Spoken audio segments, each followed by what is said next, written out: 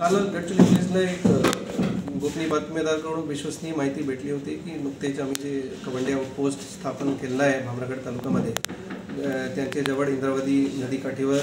काही माओवादी कॅम्प बसून आहे आणि तिथे काही विध्वंसक कारवाई करण्याची ते योजना बनवत आहे. आणि त्या अनुषंगाने काल अपर पोलीस अधीक्षक प्रशासन श्री एम रमेश यांचे मार्गदर्शनाखाली एकूण 300 C60 कमांडोज, 12 C60ची पाटील आणि CRPF 113 बटालियनची एक तुकडी असे जवळपास 310 कमांडोज आम्ही काल अभियानासाठी पाठवले होते. आणि खडतर जंगल आणि